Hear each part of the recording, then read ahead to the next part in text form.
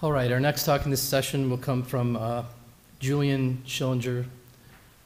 Julian comes to us from Switzerland, where he finished his master's degree, and now he's working with the Vesuvius Challenge full-time, as is Youssef, actually. And Julian is also one of the 3 members of the winning grand prize team from the Vesuvius Challenge. That was Youssef, Julian, and Luke Farritor, who's not here today. So, Julian, welcome to the podium. Thank you.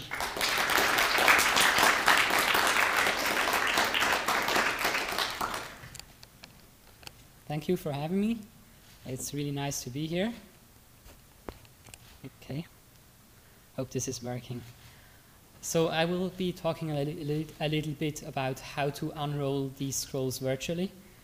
Compared to ancient methods, I had a lot of trials and errors that I could do and make without killing those scrolls. I think if I actually sum up all my experiments, I would have, at this point, probably unrolled and destroyed the whole library. So yeah, we heard about Piaggiot's machine, and I would like to tell you about, look at the places where you cannot see any letters, any scroll surface anymore. Those are irreversibly lost, and when we still have the whole scrolls, even if we have a method that doesn't get them out at the current time, we can still go back and try later on. So the hopes is that we can almost recover 100% of the surface area. That's at least for sure Brent's idea as well when he started with the CT scan. This is just something similar to how you would get a brain scan. It's just for scrolls and much higher resolution. You usually would need a particle accelerator instead of a small CT machine because we need a higher resolution, namely the width of one human hair divided by 10. So here you can see me in summer being in Oxford visiting a papyrus plant while doing a scroll scan. Here we have the inside of this really cool machine and the control room with Stephen where we did the scan. So you probably ask yourself, we heard a lot of scanning of those digitalizations. How are they actually looking like? And this is P-Herc Paris 4. It was scanned by Edu's lab in 2019. And it's viewed through the papyrus. So it goes from the scroll bottom to the scroll top in this video. And each one of those little wraps, each of those little lines is one surface where you just see a cross-section of it. Let's look at it actually in a still image. This is also, again, a slice of the whole scroll just like that. And, well, we actually are interested in the surface, which we cannot really see at the moment. The computer knows nothing except of black, white, and gray pixels here. And here is where we actually need to tell the computer where the surface exactly is. And this is done, if we zoom in here, this red line would be like the segmentation line. The surface is at this point. And this is called segmentation.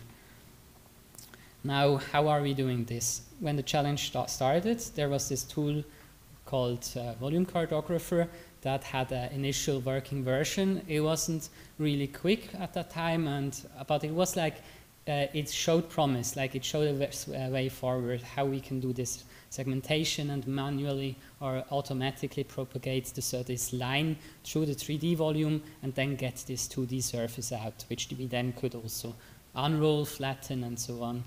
And it would look like this if you unrolled and flattened it. Big sheet and no surface writing on it. And if you zoom in, there's this grid pattern from the papyrus plant, which makes up the papyrus surface.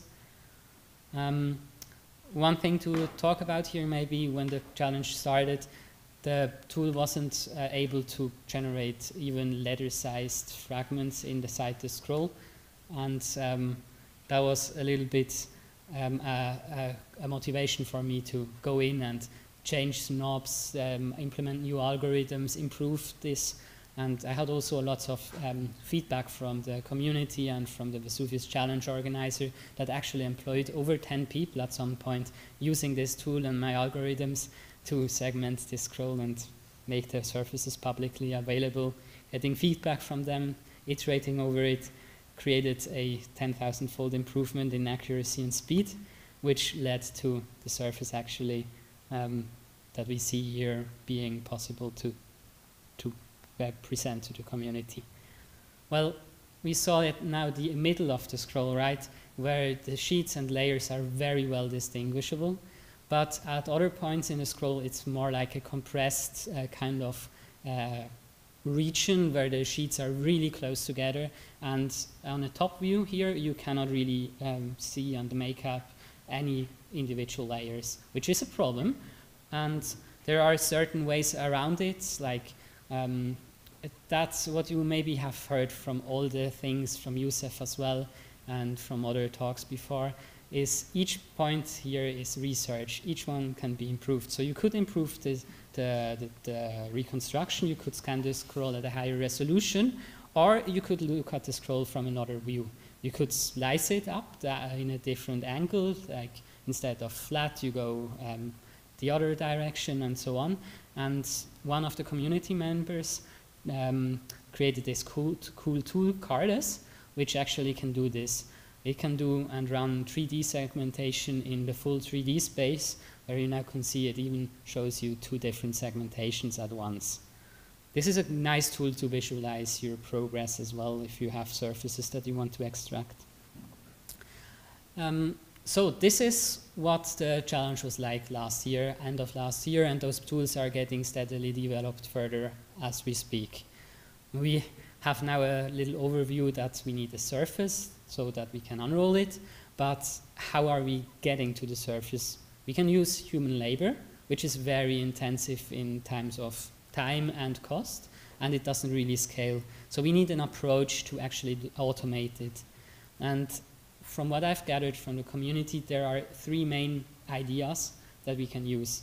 We can either use some intricate parts of the surface, like the fibers, and if we segment that in the right way, the computer could actually then see the fibers themselves and have some kind of a grid pattern that emerges, and if you stitch it back together in a proper way, you would then have a grid which would represent the surface, and use this to get your surface back, your mesh, that's the segmentation. You could also use a different approach. Instead of just using these fibers, you could go for the whole volume of this scroll. You could just label the entire sheet and do instant segmentation. Volumetric instant segmentation would then just split apart your little pieces and have how you get like little pieces of your surface back. Here maybe on the left you can see that one block, and then how you could stitch them back together into something that's more globally connected to the right. I will come back to this connectivity issue. We saw it before with the fibers, we now see it here. You have smaller things that you need to stitch back together into something bigger, and this will be something reoccurring over this talk. Now to the third method. Instead of using all the data that we had available before, it's a lot of data. One scroll scan is between 1 and 4 terabytes of data. So you could also just somehow, with a little bit of math, just extract the surface. Just doesn't matter if it's papyrus, paper, cloth, just extract the surface and then have some instant segmentation on this surface again, which is what I show you here. I like this method, so in my tools that I created this year, I focused on that one because I hope it's more generalizable to different scrolls, different scans with different intensities and so on, whereas the other models, methods are focused on the raw data, and if you have a different scan, you kind of need to standardize the data first. So Tamato Anacolyptor is the new tool that I'm working on right now. It's focused mostly, okay, you're laughing, so you know probably what it means. The name is Greek and it's Miracle Uncoverer. Yeah, at least for me, it's a miracle if we actually pull it off. Yeah, so we want to segment at scale. It should be a press of a button, and you get out the segmentation so that you then can do ink detection and actually read it without a big human cost or even time. It shouldn't be time consuming. And for that, I focused on generalization because, yeah, different scroll scans, abstraction, also different scroll scans, and if I abstract the problem, it usually gets easier, and also automation. Use as much or as little human input as possible. On the bottom, you can see some of the recent progress that I've made or we made. It's a team effort. It's one of the images. It's around about 9 meters in length. So a school bus that's of Paris 4. We call it also Scroll 1 in the community. So let's start how this actually works, or the pipeline, how it's envisioned. First up, you have your scroll scan, and you need to extract the surface. So you put a lot of points automatically at where the surface is. These would be the blue points. And we only want to have the points inside, in the inside surface of the scroll. So a little bit of math here is also needed. The red dot would be the center of the scroll, and then you can do some math to actually do it. Just take the inside. How it's done? Well, CT scans are black and white. The sheets are white, and the surrounding air is black. Now, if we draw the intensity curve just through the sheet, then the outside would be pretty black, has a low value, and then the inside would be pretty high, so a high value. This is like a Gaussian curve, and well, yeah, very undergraduate math tells you that there are 2 inflection points, and if you extract them, you would have your surface. And then a little bit of math lets you also know which one is the inside and which one is the outside of the sheet surface. If you do this, now on the left side you see some top view, some side view, and on the right side some top view of a small scroll and how those looks like. Maybe drawing a little bit a few sheets on there lets you see how those are connected. Now I've talked about that the data is huge. You need a method that actually scales and works on smaller subvolumes, which is why we use blocks. We chop up the data, and each block will be processed individually. All those little green things are boxes. Now, if you run the instance segmentation I showed you before on that, you get lots of different instances, but they have no global connection back together. So here you see 3 overlapping blocks. And you can see at some points there are badly labeled instances. Machine learning isn't really perfect, and so you get errors. And if you then build a graph where the packages, how they connect, we use graphs for that as well, and draw the connections as edges. You will also have bad edges. Here you can see like the edge that would be connecting 2 different surfaces to be different wraps together. So we kind of need to get away and figure out how can we actually detect the good edges and delete all the bad edges, so that we then have complete and clean wraps around the surface. So this connectivity issue is the biggest issue that we have right now, and the solution to that is still up in the air. Right now we are using belief propagation to then extract this blue circle, but it's not perfect. And what it comes down to is probably that we need more ground truth data and better ways to measure how well our solutions perform. I will come back to that. But after we solved this problem, we have a solution, and now we need to go back into the computer representation. We have this big point cloud now, where we only have one wrap represented, and then we also mesh it back together. This would be the green part where you then take a mesh and generate it. This would then look like the blue scroll, and at that point, when you have the rolled up computer representation of the scroll, you need a flattening algorithm, which luckily there are a few implemented. For example, ABF flattening, or also SLIM. We're using SLIM because it's also possible in harder to flatten meshes there, but there are lots of ways to do it, and that's really cool to have multiple ways. Then the green one would be the unrolled mesh, how it looks like. So ground truth data. On the left you can see the manually segmented grand prize mesh stitched together into one big mesh because it was done in smaller pieces. And now we're generating ground truth to actually measure how well our segmentation performs. And then we can also just translate this data, make like a circle integration test with the pipeline. Instead of running the solver, we just take all that information, put it back together, and then run the rest of the pipeline, mainly meshing and flattening to then see the ink.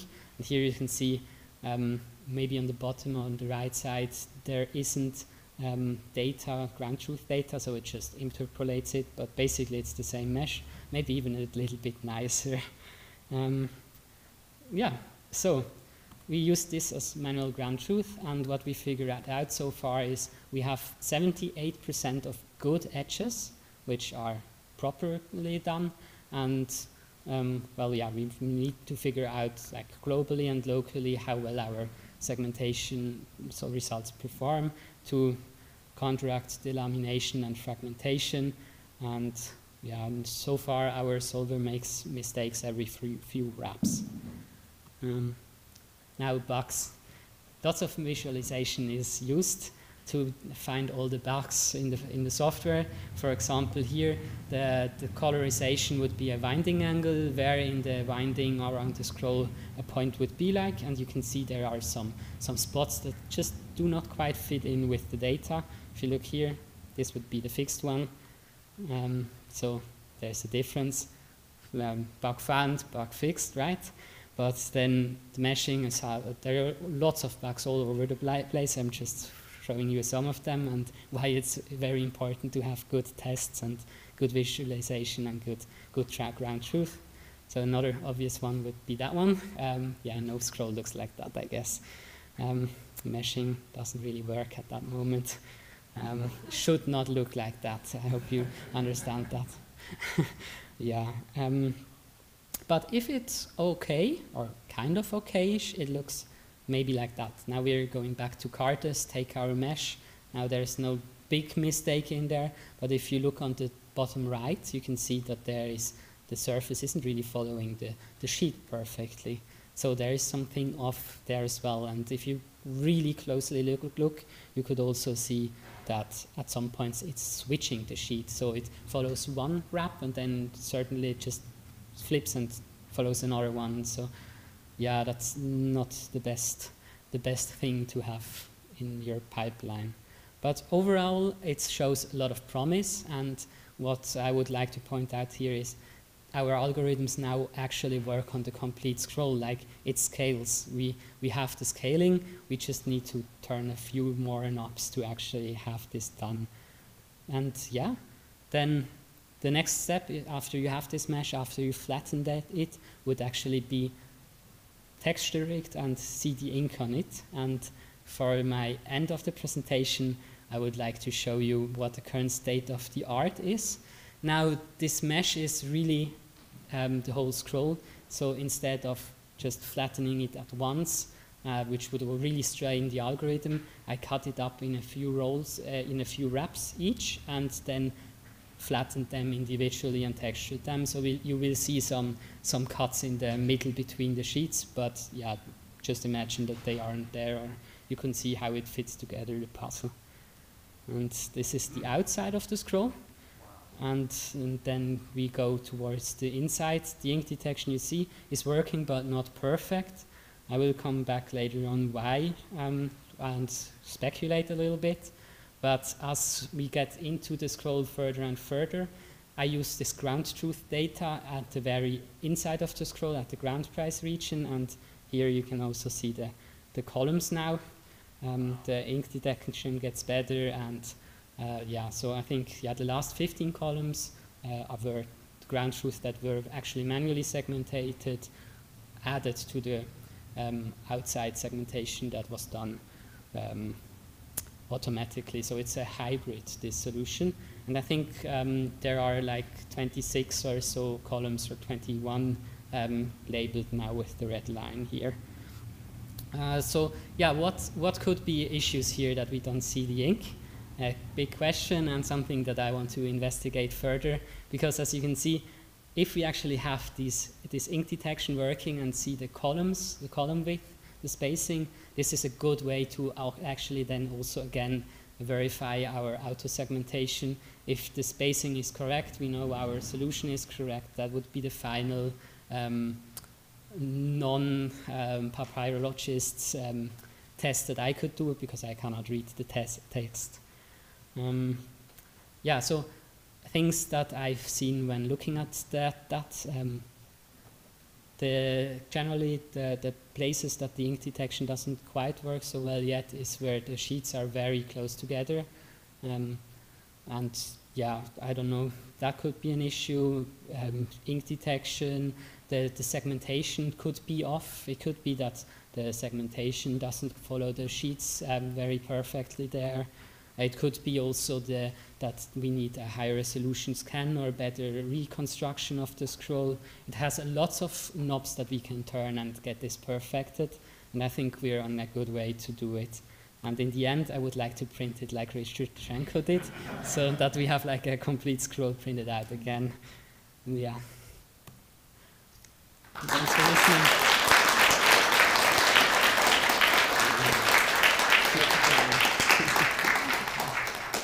All right, let's take questions.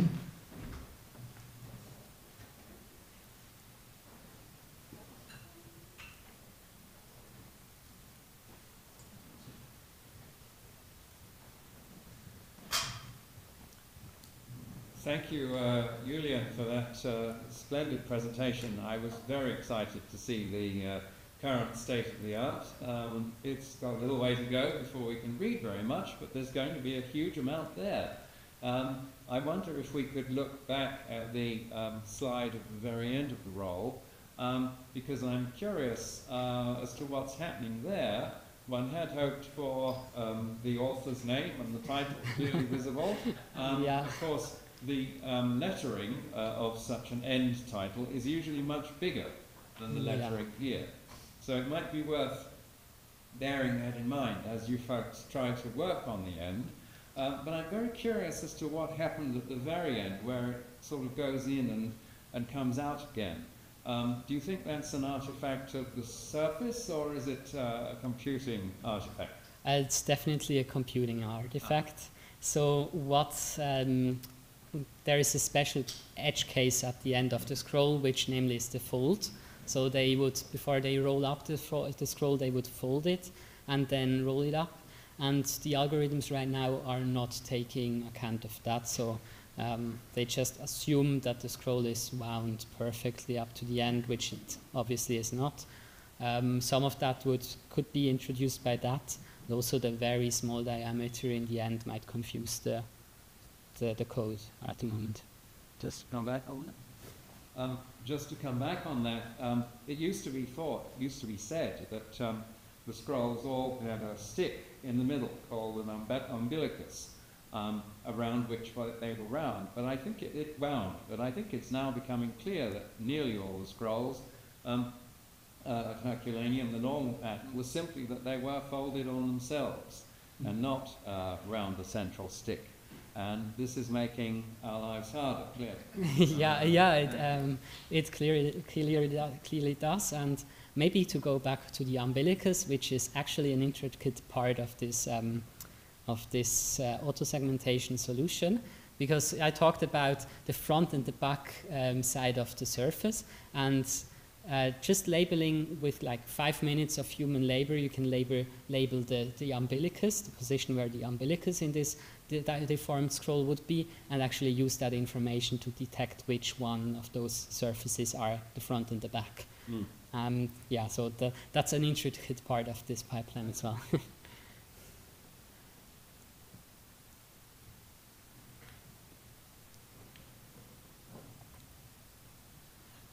Thank you. Just one question about the segmentation that you're showing here in this video. Is it complete also in terms of height, the height of the scroll? So do we have a smaller part here? So I would love to run it on the complete scroll, but at the moment the scroll was scanned in 2 parts, and the parts haven't been stitched together as one, so I've only run the algorithm on the upper part that we're mostly focused on at the moment.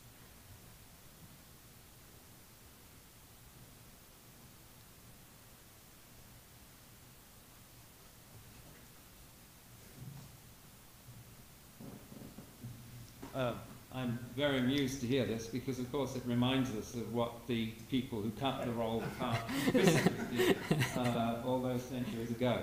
Thank you.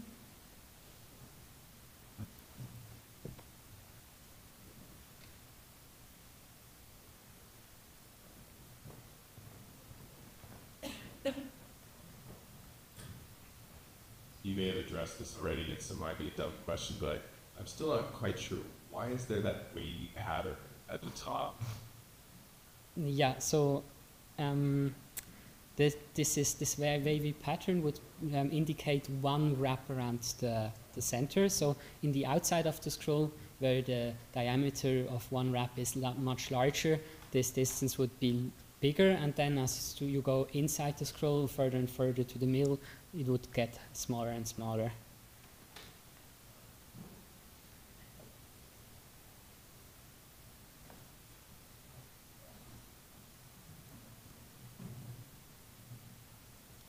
Does it reflect physical damage to the roll, or just what's been segmented so far? Twofold, yes. At some points, it's actually the physical damage when you have your scroll scan further up than the end of the scroll. But imagine you place your scroll not perfectly straight up top in the scroll, but a little bit skewed. And then if you cut the surface, then you have like, at this point, it's smaller, and at this point, it's larger. That's, yeah.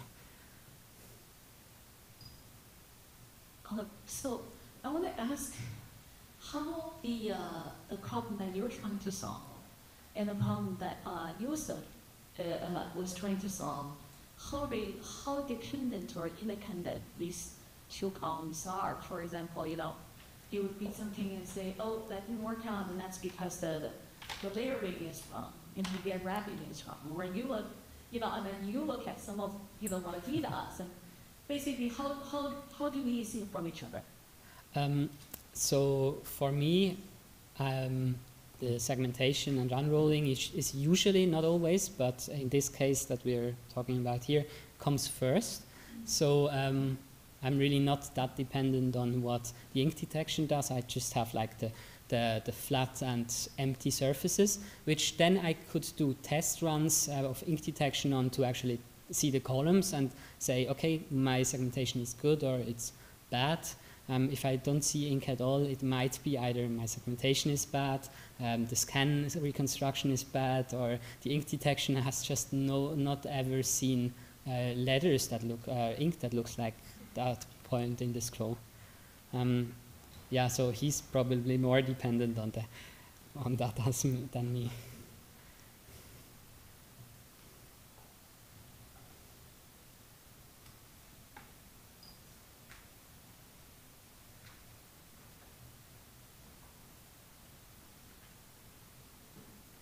Any other questions? All right. Thank you very much. We'll talk to you soon.